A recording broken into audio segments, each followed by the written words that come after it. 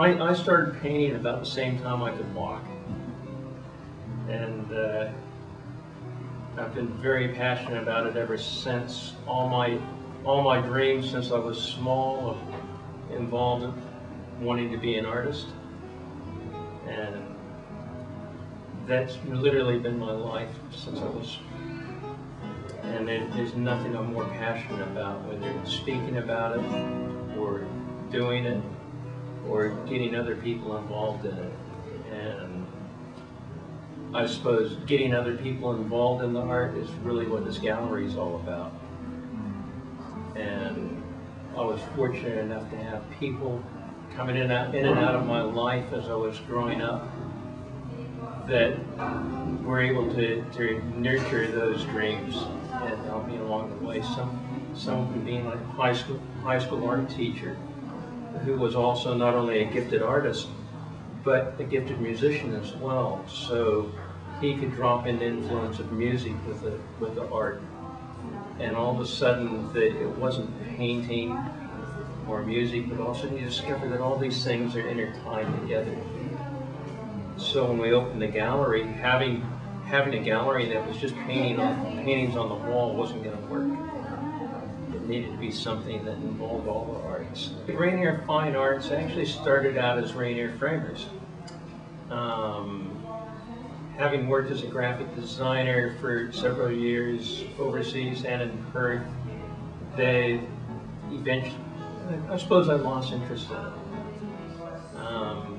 And so it was time for a change in lifestyle. So we got involved in picture framing because that kept me involved with the arts, which I love, and talking to artists on a daily basis. And that was about 16 years ago now. Well, it was tempting to start a gallery 16 years ago. I personally wasn't ready to do that. I hadn't grown to a point because it's a really big commitment running an art gallery. So we carried on picture framing up until a couple years ago, and then a couple years ago, the time had just come. And so we actually started looking around for some place to set a gallery up. We started out looking at inner city suburbs. But there again, coming from, maybe not from a business point of view, from the heart, our hearts weren't there. And one day, my wife phoned me up and said, "I've found the perfect spot." And it happened to be here in Armadale, which was close to home and where we've lived for the past 25 years. And it was also a community in itself that's been going through a lot of growth and change. And I suppose because of all the change that's happened at Armadale, it made it the right place to put an art gallery.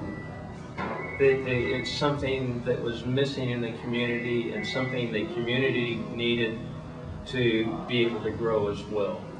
So I suppose we were able to satisfy a need for ourselves to put up an art gallery, but also go a long way towards satisfying the needs of the community. And also, what made you come up with the name Rainier? Great. Well, when we first started the business, we tossed around a lot of names, and I didn't want to use my own name.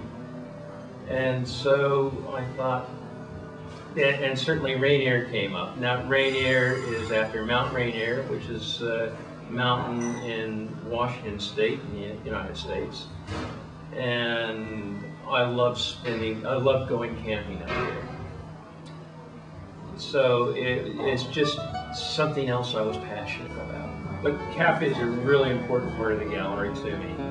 One of the things I wanted to do when we set up the gallery was create various entry points into the gallery for people from different backgrounds and different appreciations of what they think a gallery is.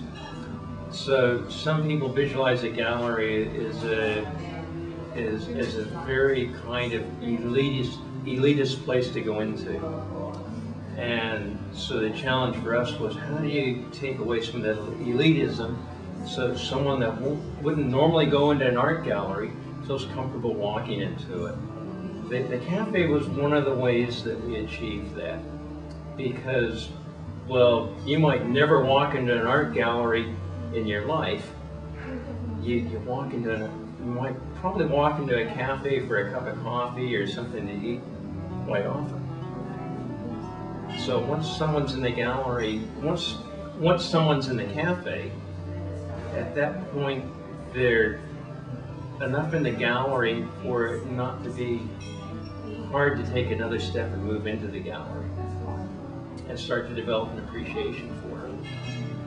Now the other nice thing that a cafe does is creates a meeting place for artists where they can exchange ideas, develop a relationship with other artists that maybe they've heard about somewhere else or seen their work, but you never quite get to meet them. So you know their work, but not necessarily the person. And so the gallery and the cafe create an ideal meeting point for all those things to come together. See the gallery 3 months from now, and where do you see it 5 years from now? So let's start with 3 months from now. Well, over the next 3 months, we've got some really exciting things happen that you heard me talk about. Community, getting involved with community earlier. We're just getting to start those things now. The first one that's coming up is the Big Draw, which is a part of Artopia, which is actually an international event. This involves artists and community groups, schools, business, the business, government, and involved in using drawing as a medium to bring all those groups together. So that's one thing that's coming up before Christmas. The other exciting thing that's coming up before Christmas is we've actually invited some students from local high school to come down and curate an exhibition for students. 5 years from now, I'd like to see this gallery something that's moved well past me as an individual, and it's just following my dream. But I'd like to be able to see large groups of people take on that dream and push this gallery into the future so that it becomes an integral part of the community, which, like I said, little things we're starting now, but I want to see those things keep growing. So it's a focus for the arts in the southern corridor of Perth. It's a focus for the music in the southern corridor of Perth. I wanted to get to a point of view where philanthropically it can support up-and-coming artists and provide avenues for artists to express themselves in a way that isn't accessible to a lot of people.